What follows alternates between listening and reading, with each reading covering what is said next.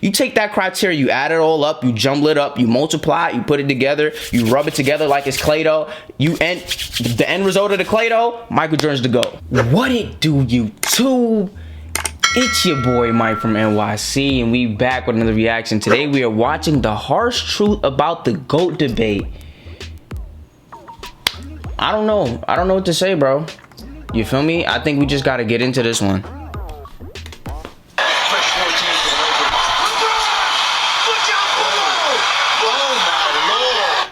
It's never gonna end, is it?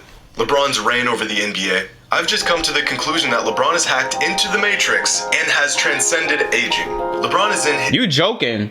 That's real shit. 19th NBA season and is somehow still one of the best players on the planet. This isn't supposed to happen. 99% of NBA players peak in their mid to late 20s and then slowly regress as they age, eventually becoming a liability to their team and inevitably sailing off into the sunset, washed up and content with their achievements. But not LeBron. The man is fighting his age like he's got a grudge on time itself. And the more he piles up on these mind-bending feats, the more we must ask ourselves the question, and I really hate to do this, but is LeBron the greatest basketball player of all time? And if he isn't, what would he need to do to truly, once and for all, be the GOAT?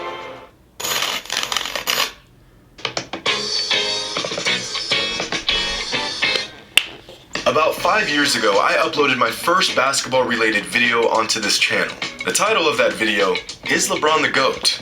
Damn, that's crazy as fuck. No, that's crazy. That's crazy as fuck. Watch this video today. But since it's an absolute dog water of a production, I highly recommend you steer clear of it. To summarize the video, I gave 10 reasons why LeBron would retire as the GOAT. Fast forward 5 years and thousands of hours of watching games, collecting data, and gathering context in this sport that we love. I've since changed my ways and realized that Michael Jordan is the greatest basketball player of all time. I agree, bro. I've come to the same conclusion. MJ's the GOAT, and I'll talk about that after. But to me, MJ's the GOAT. After the video, I'll break down my whole synopsis and however he, take what he has to say into consideration. But man, MJ's the GOAT to me, bro. MJ's the GOAT to me. But my original assessment from 5 years ago hasn't completely changed, because I never said LeBron was the GOAT at the time. I just gave 10 reasons why LeBron would retire as the GOAT. But ever since I dropped that video, I've pretty much avoided the GOAT conversation altogether. I've put a spin on the idea of the greatest players in certain aspects of the game. I've talked about the greatest scorers, I've ranked players using purely numbers, but I've never really broken down who the greatest player is, in my opinion, because I just feel like the topic is a bit redundant. ESPN already gives you a daily update on the GOAT debate anyways, so no need for me to do it.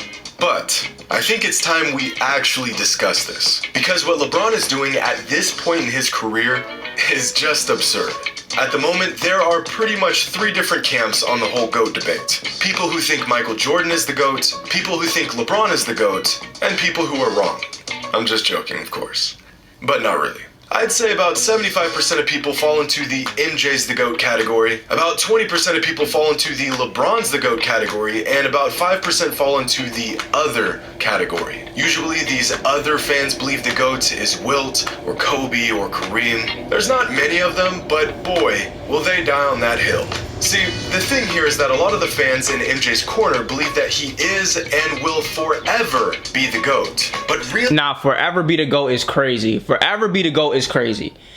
I personally can't imagine somebody being better than MJ at basketball, but to just jack he's gonna forever be the best or the greatest player of all time is crazy. Cause there's no way for you to know who's gonna come along and do what, you know what I'm saying? So to jack that is crazy. But again, I never saw him live. If I'd seen him live, maybe I'd feel differently. The way my perspective of Michael Jordan changed within that 10-minute, 15-minute video that I watched. I'll leave a card to it, I guess, right about now. But the way my perspective on MJ changed when I really seen his game, is crazy. So it's honestly not that far-fetched for me to understand or see why somebody would think that Michael Jordan will forever be the GOAT.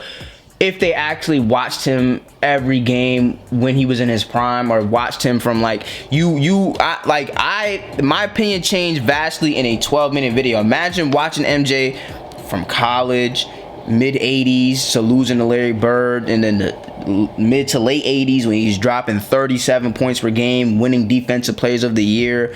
I mean, taking beat down from the Pistons, like, and then winning 3-peat, retiring, and then winning another 3-peat with the shot. I could feel that. Is there anything LeBron can do to surpass him? I mean, there's got to be some sort of objective metric we can use to distinguish the greatest player of all time. No opinions, no bias, just the facts. I don't think that's real. I don't think you can. I think you can argue criteria, and my criteria for GOAT is a little bit different. So for me personally, my criteria for GOAT is how good at, like, if we just look at you play basketball and we take all the tangible and intangible things that come with only being on the basketball court. So this is like leadership. This is not Larry Bird and Magic Johnson saved the NBA. This category is only built up of the value that you have on the basketball court, not how marketable are you. Do you sell jerseys? None of that, which is, you know, somewhat valuable, and I think you can bring that into a GOAT debate, but this is the category of only tangible things you've done on the basketball court. So, you know, your ability to finish at the rim, your you know, how well can you finish at the rim? How well can you lay up, dunk, mid-range, free throw, three-point, footwork, off-ball movement, defense, perimeter and interior, rebounding, passing, versatility, strength, size, like all the tangible, and then you have leadership and toughness and clutch, right? The intangible basketball things. That is a percentage of it that makes up the GOAT debate for me and who's the GOAT.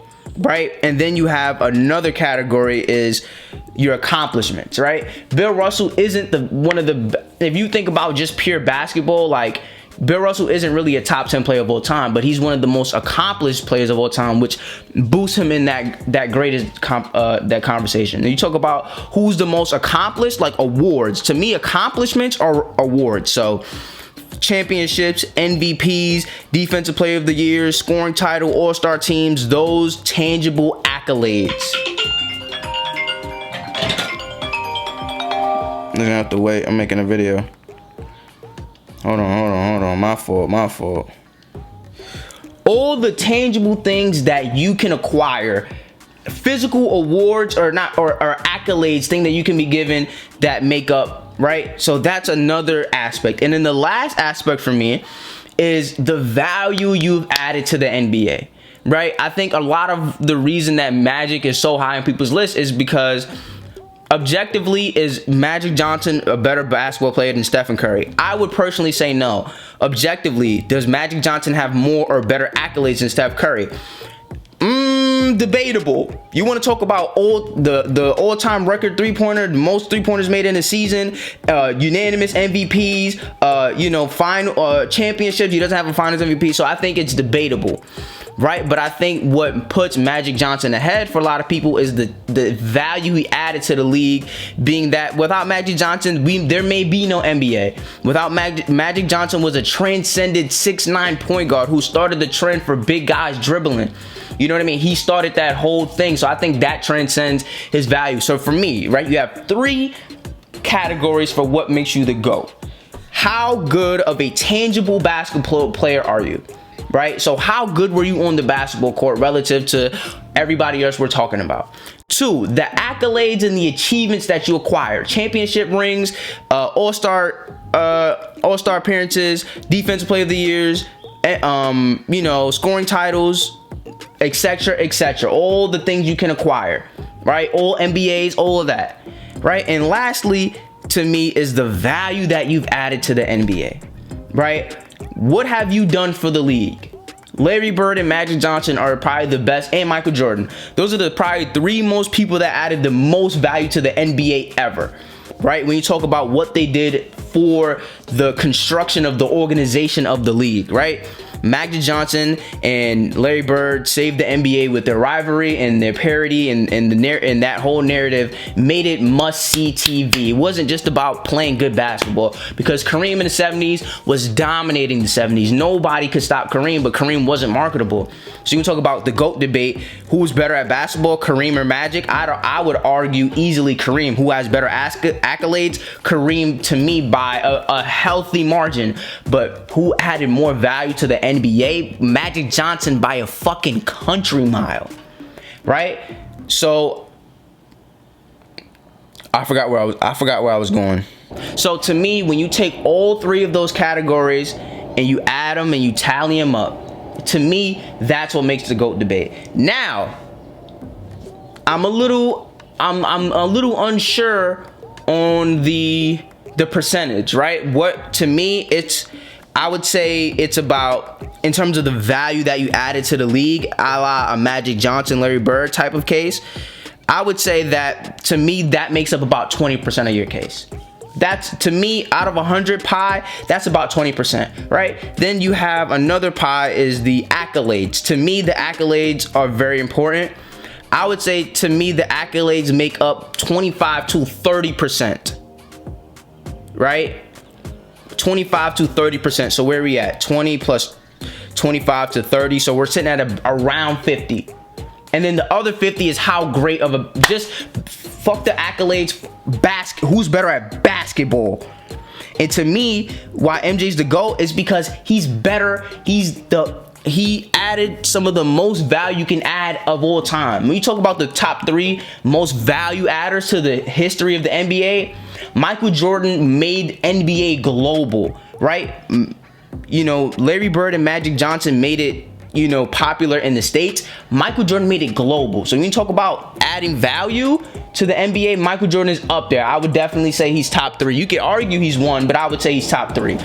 He's the best at basketball to me, period. You talk about ability to lay up the ball and lay it package. Who could dunk on you, finish at the rim, mid-range, free throw, three-pointer, passing, rebound, defense, IQ, leadership, clutch. You take all of that and you clump it together. And for whatever value you think is worth, for each one, whatever you think worth more, or whatever the situation, however you slice it, to me, MJ's the best, right? And then you have accolades. He has 6 championship rings. He has 10 scoring titles, a defensive player of the year, one of the only guards. I think him and Gary Payton are the only guards to have a defensive player of the year. He has all NBA, like he has finals MVPs.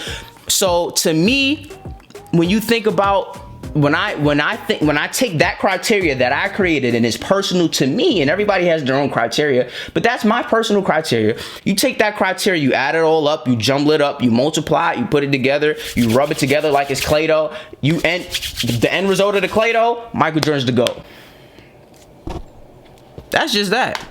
LeBron somehow won 4 more championships and retired with 8 rings, he'd undoubtedly be the GOAT, right? There are paths for him to become the greatest ever, but where does that threshold lie, and what would LeBron have to achieve to get there?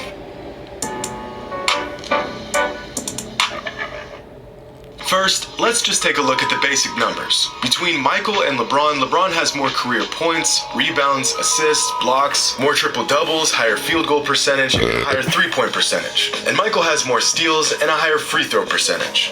But this whole argument, the career totals argument, is only useful in demonstrating LeBron's longevity and sustained excellence. These numbers don't prove that LeBron's a better scorer, or rebounder, or defender, or shooter than Jordan. They just prove that LeBron's been good at these things for a very, very long time. These numbers also show just how versatile LeBron is, possibly his most valuable asset.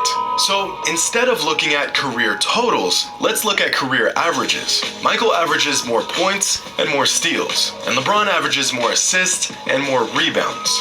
And the fact that they average the same amount of blocks, to me, is honestly crazy. It pains me to say this. This is usually where the argument for the GOAT ends for most people. Throw in a required comment about their finals records, and you pretty much have a condensed version of most GOAT debates. But there is so much more to unpack here. So let's unpack it. So y'all know how much I like advanced stats. They don't tell the full story, but if you know which ones to look for, you can discover some nuances in a player's game that you won't get by just watching them play.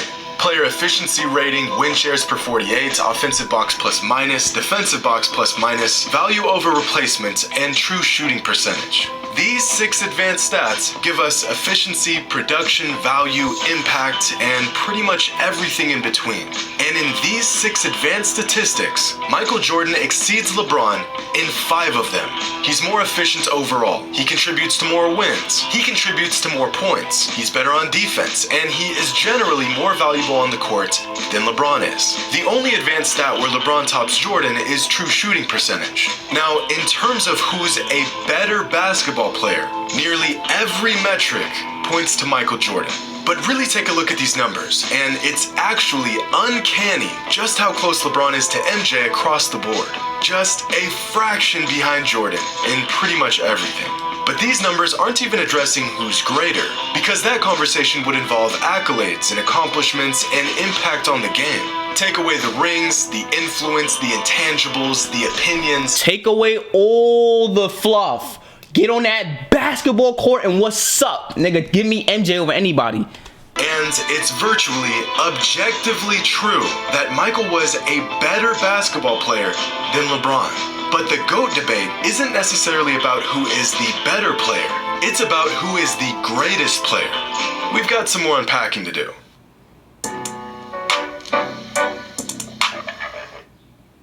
Now, we cannot have a thorough GOAT debate without discussing the accomplishments of each player. Numbers are cool and they have their purpose, but numbers alone aren't indicative of greatness. They're just a vehicle to greatness. This is why, despite James Harden spending half a decade piling up some of the greatest scoring numbers in NBA history, most people don't consider him greater than some players with far lesser offensive numbers. Absolutely. The numbers complement the accolades, not the other way around. This is also why I consider Wilt Chamberlain to have been a better basketball player than Bill Russell, but Bill Russell was greater than Wilt. Wilt achieved his greatness through his numbers, whereas Russell achieved his greatness by contributing to an unrelenting style of winning basketball. So let's take a look at the accomplishments of both Michael Jordan and LeBron James. Now, there are plenty of other awards a player can earn in the NBA, but these are the ones that really stand out on a player's resume. Championships, Finals MVPs, regular season MVPs, Defensive Player of the Year, All NBA selections, and All Defensive Team selections. And amongst these 6 categories, Jordan beats LeBron in 5 of them. And Michael accomplished all of this in just 15 seasons to LeBron's full 18 seasons. The only category where LeBron outperformed Michael is in All NBA selections. And most will argue that, again, this is an accomplishment of longevity more than anything else, which, at this point, seems to be the overall theme in the GOAT debate. Up to this point in his career, the majority of fans will agree that LeBron has been a step below Jordan in terms of greatness. So now the race to become the GOAT has become a marathon. Because eventually, the sheer volume of LeBron's career numbers and achievements may become so overwhelming that we'll have no choice but to concede that he is, in fact, the greatest player of all time. Yeah, if LeBron somehow manages to just win like another 4 championships, that would be insane. Then niggas will really have to just sit down and really talk about what's up. Which brings us to a real dilemma in this age-old debate. The flame that burns twice as bright burns half as long. A great quote by the ancient Chinese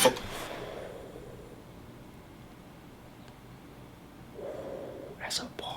That's crazy. That's crazy line though. I ain't gonna lie. That's a crazy line. The idea of excellence and the sustainability of it, almost as if you can have longevity. Jimmy reads, bro. You can tell Jimmy reads books. Jimmy be in books, bro. Exceptional, but you can't have both. Now, in the world of basketball and sports in general, usually being exceptional translates to longevity and vice versa. Michael Jordan was excellent for 13 seasons in the NBA. His flame was violently bright, and it burned for quite some time. Violently bright. But what if there was a flame that burned about 95% as bright and lasted much, much longer? At a certain point, the radiance of even the brightest flame is outclassed by the flame that just won't quit. Of course, LeBron isn't a flame. He's a 6'9", 250-pound freak of nature in basketball shoes, but his light shines about 95% as bright as Michael Jordan's did, and it's lasting a whole lot longer. When does the longevity of LeBron's brilliance simply outmatch the slightly greater but much shorter brilliance of Michael? Because as we've discussed, Mike trumps LeBron in pretty much every single metric other than longevity and overall production. So the real question here is, how much longer will LeBron have to be excellent before the majority agrees that he is greater than Michael was? The man is in his 19th NBA season and he's leading the NBA in scoring. He's still a top 5 player in the league and his bag is getting deeper and deeper with every season. Here's a chart. Nah, I ain't gonna lie. His bag getting like deeper. That's scary though. That's scary though. Like I'm low key like afraid of that. Like I don't even want to just like.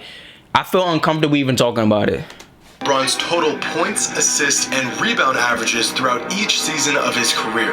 Each point on the graph represents the total average of points, assists, and rebounds for every season of his career. So, for example, this season LeBron is putting up 8, 6, and 30 a game, so his total for the season is 44.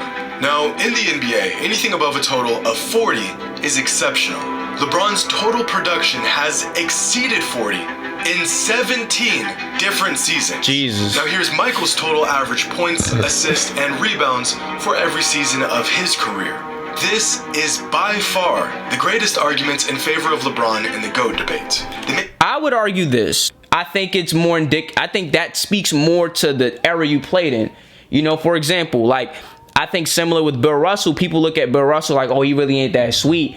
But the only objectable way to really define how great you are is really accolades and is really accolades and championships, right? Because you can say, well, Bill Russell only scored 15 points a game. Bill Russell got 5 MVPs.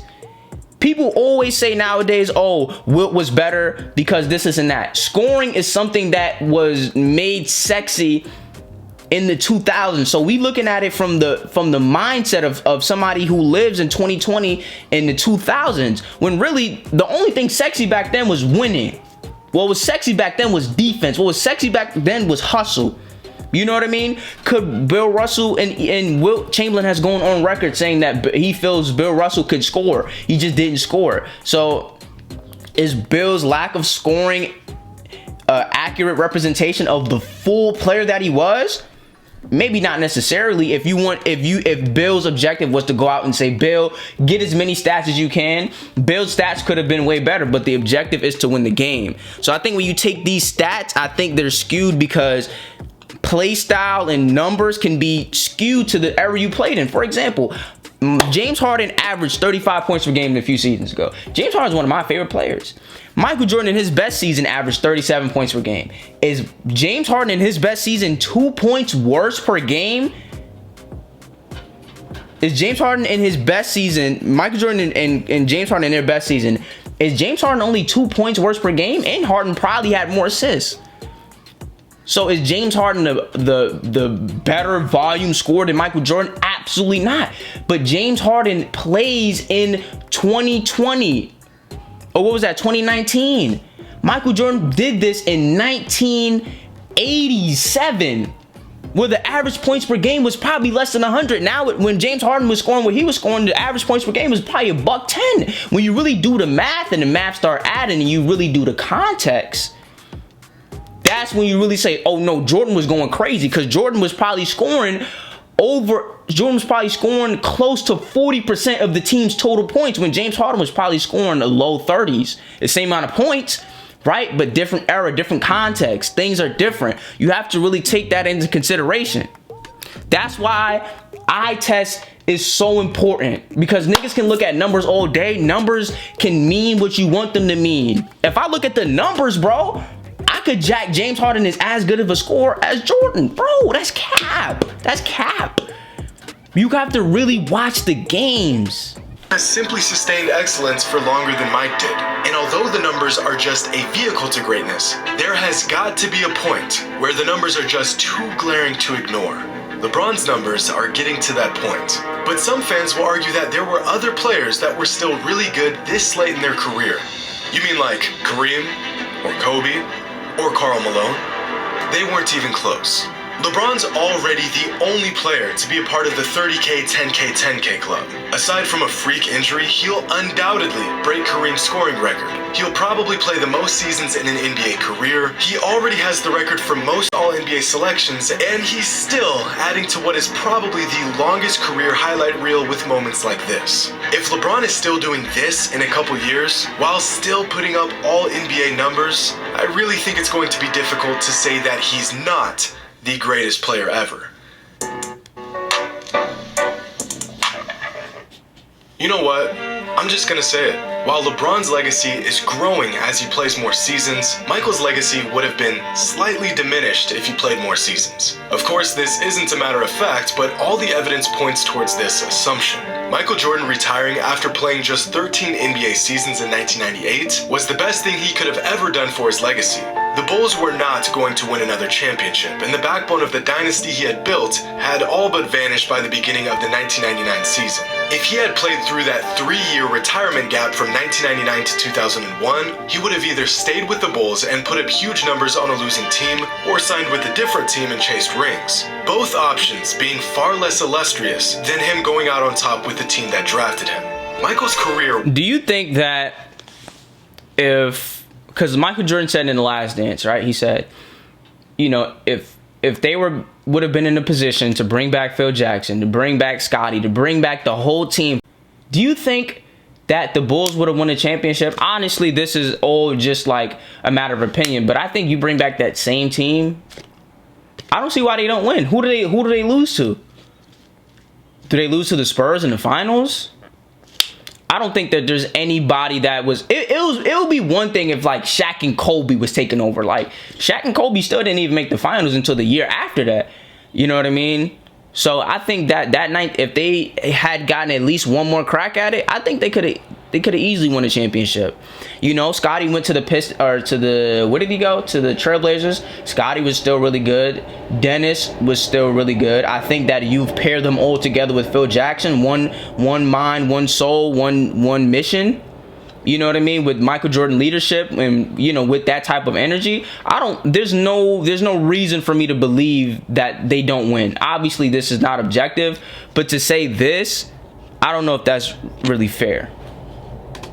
The perfect storm. He was drafted by a franchise that was ready and willing to build around him. He was on a roster that suited his skill sets extremely well, and he and the Bulls peaked right as the dominant teams from the 80s and early 90s, like the Lakers, Celtics, and Pistons, began to fade away. You could not have written a better career if you tried. On the other hand, despite his success, LeBron really got the short end of the deal many times throughout his career. He spent his first 7 seasons in the NBA playing for a team that could not have cared less about building a coherent team around him. He spent 4 straight finals going toe-to-toe with the most dominant dynasty in modern NBA history outside of Jordan's Bulls. While Michael was surrounded by players who were all willing to buy into their system, LeBron has spent many years carrying the load of bad rosters and seemingly incompetent teammates. Part of which is his own fault for trying to play GM and putting together piss-poor rosters. And I bring up these small nuances because the GOAT debate is very nuanced. As much as people want to act like the whole 6-0 in the finals is the end-all be-all to the discussion, it's just not. If rings were all that mattered, then Bill Russell would be the GOAT. Oh, but he played a long time ago. That doesn't count. Cap. Okay, well then Robert Horry is the GOAT because he has 7 rings to Jordan's 6. Well, yeah, but Horry wasn't the best player on any of those championships. Okay, so is the argument about rings, or is it about being the best player on the court? Bruh, if you're saying Michael Jordan's the GOAT because he's 6-0 in the finals, like, I'm not interested in talking basketball with you. I'm just gonna keep it a stack. Michael Jordan is such an elite basketball player. To bring to the table that he's 6-0 is so corny. Like, that's so whack of an argument. Mixture of both is a player's performance, despite how masterful it was, all in vain if his team loses. The line becomes less and less clear the deeper you dig. No single metric can be used to determine this debate, and the unpacking of every small minute detail is a necessary burden. But unfortunately, it's a burden that most fans won't bother to take on. I would say to that, I think that context is very important, and you can argue that if LeBron got drafted to a franchise that was as committed to winning as the Bulls were, he could have as much or more accolades, and that's a fair argument. But in terms of, I don't know how relevant that is. Like, I honestly don't know that. If LeBron, if it was a general consensus that LeBron was the better basketball player, I think that argument would have way more merit, because you could say, well, you know, circumstances out of LeBron's control, you know, made him seem like he was the worst player and gave him less accolades when really, you know, he was the better player. He just got the short end of the stick. I would say that, okay, maybe that's fair, but I think that, you know, when he went to Miami, I think that that was an opportunity for him to really just run the table. You know what I mean? 3, 4, 5 championships. Like he said, these are his words, not mine. I ain't even say that. You feel me? So, you know, I think that even if you want to add context in that way, I think that his run in Miami was a little bit underwhelming, to say the least. But even if you want to say, okay, well, you know, whatever, LeBron got the short end of the stick, it is my personal opinion that Michael Jordan did more with less. He made more of a better situation. You know, I would say that, you know, to me, this is when, like, things like when how Michael Jordan treated his teammates in practice. You know, Michael Jordan controlled the controllables. You know, and as far as I know, I don't know for certain, but there isn't any stories or there isn't anything spoken about how LeBron conducted practices. And that's why I feel like MJ is a better leader. MJ commanded and demanded the best possible out of his teammates. You know what I mean? He may have crossed some lines here and there on a personal level, but you know, if the goal was to win championships, he got the most out of his teammates more than anybody else. I think that a Michael Jordan led team was a team that was as championship ready as it could possibly be. A team that was, you know, you got the most production out of your players. I think that LeBron James led teams aren't necessarily, you're not going to get the best out of players necessarily. And I think that you can say, okay, well, how is that LeBron's fault? I don't really know. You know, you can argue leadership. You can argue maybe if he conducted his practices like MJ, maybe Danny Green wouldn't have been trash. Or, you know, like, it just seems like when LeBron plays with these different role players, they just end up being worse, you know, and like, it's hard to really say that's LeBron's fault. I'm not saying that, but I'm saying that, in my opinion, if those same players played with MJ, I believe MJ would get more out of his players than than LeBron would get out of the players that he played with. So if you do want to say that and say, well, you know, LeBron didn't have this, LeBron didn't have that, even with all of that being said, I still think Michael Jordan made the best out of the situation that he had. That's just my opinion. At the moment, I personally believe Michael Jordan is the greatest basketball player of all time. I agree. I also think he's the best basketball player of all time. I agree. But, unlike some fans, I don't think the door has closed on LeBron. I think that if LeBron can continue to dominate the league for a few more seasons and continue to shatter our previous notions of what we thought was possible in a single NBA career, I think that he has a chance to retire as the greatest player of all time. But of course, only time will tell. And fortunately for LeBron, time seems to perpetually be on his side.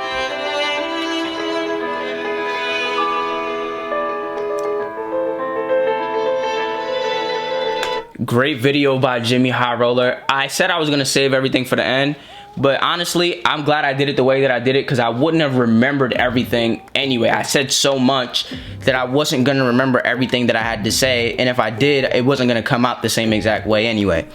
But like I said, you know, even when you bring in the strong debates of, you know, look at LeBron's points, rebounds, assists, I think that is very catered to the time. And I think the James Harden argument is a one that a lot of people can understand and make sense of. Nobody's going to say James Harden is even close to the scorer that MJ is. You know what I mean? So I think that that's something that we'd have to take into consideration. And again, you know, I really do think that MJ made the most of his teammates. I think he made the most of his teammates. You know, I think that, you know, to me, in my personal opinion, when JR didn't know the score, when JR didn't know the clock, and JR didn't know the situation, to me, I think that hurt LeBron in my perspective, in my eyes, in terms of his value of leadership. I've never really, there's some guys who lead by example, right? You have a Kawhi Leonard, you know, who lead on the court. You know, they may say, when they do say things, it is powerful because they're the best player in the team. I think LeBron is somebody that leads by example. I don't think LeBron rallies. I don't think LeBron, let me not say that. I don't think LeBron, he does rally the troops, but I don't think he gets the most out of his players. I don't think he does what's necessary to get the most out of his players. The thing I like about Kobe and Jordan is their versatility, their versatile leadership styles, right? You have videos with Kobe saying, "Yeah, soft," and saying this and that, you know, and then the next game he dapping people up and he say, "That's how you do that." You know what I mean? I think that he's them two are so versatile of leaders that they were able to do whatever was necessary to get what they needed out of their teammates. In my opinion, I see LeBron as a leader who can rally the troops, but I think he's mastered the pat my back, you know, that pat my back badge in 2K. I think he's mastered that, but I don't think he's mastered, you know, that tough type of leadership. You know, I think he showed it a little bit with Mario Chalmers, but I don't think he's super effective at it. Yeah, that's my opinion. To me, I think Jordan is the GOAT, like I said, by far. You want to say who's the best? Again, just to sum up, who's the best basketball player of all time? I think it's Jordan. When you go down the list of just all tangible and intangible things that only have to do with basketball, I would say Jordan's number one. You take the value that he added to the NBA, I would say that he's top 3. And I would say the accolades he's acquired, maybe, I wouldn't even say, he may not even be top 5. I would say Kareem definitely has better accolades than him. I would say Michael Jordan may be like top 5, top 10. If you take all of that together, I think he's number one. But anyway, definitely like, comment, share, and subscribe if you like these type of videos, and I will see you when I see you. Peace. And I'm looking at the stats from, you know, I said in the video that, you know, the average points per game in LeBron's era is probably like $110, and Jordan's era is probably like 100 points per game. That's literally false. That's literally false. You know what I mean? So let me just read some numbers to you. From 1985 to 1995, right? So the average points, I'm going to read the average points per game. So 110.8, 110.2, 109.9, 108.2, 109.2, 107.0, 106.3, 105.3, 105.3, 101.5, and 101.4. That is the 10 years that, you know, I would say Jordan's era, where Jordan played the most, and that's the average points per game.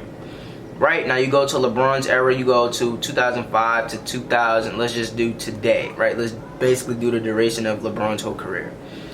97.2, 97.0, 98.7, 99.9, 100 on the dot, 100.4, 99.6, 96.3, 98.1, 101.0, 100.0, 102.7, 105.6, 106.3, 111.2, 111.8, 112.1, 110.0, which is this year. So I think it's pretty obvious to say that, if anything, if you were to argue anything, teams are scoring within LeBron's era and Jordan's era. Teams are scoring less points per game in LeBron's era, which is something to account for. Obviously, I would have assumed that, you know, with the revolutionizing of offense and emphasizing offense and scoring in the three-point line, that the points of game per game would have went up, but that is not true. The only thing that I can say, in my opinion, is that maybe, right, because I checked how many players in what year was it? 1987 averaged 20 points per game. It was 20, right? And then I went to this year. 29 players are scoring 20 points per game. So maybe the points per game isn't increasing, but I would say potentially the scoring load is being projected onto the best player more so. But even if that's true, that's not really an argument that I really care to make. You know, and I think that argument be more prevalent when you talk about James Harden and Michael Jordan and the lack of spacing. I think that it's hard for me to ignore that and for that not to be present in my mind as a heavy contributor of why Harden's numbers even look similar to Michael Jordan, even though he isn't as good of a scorer. So yeah, I just wanted to be transparent about that.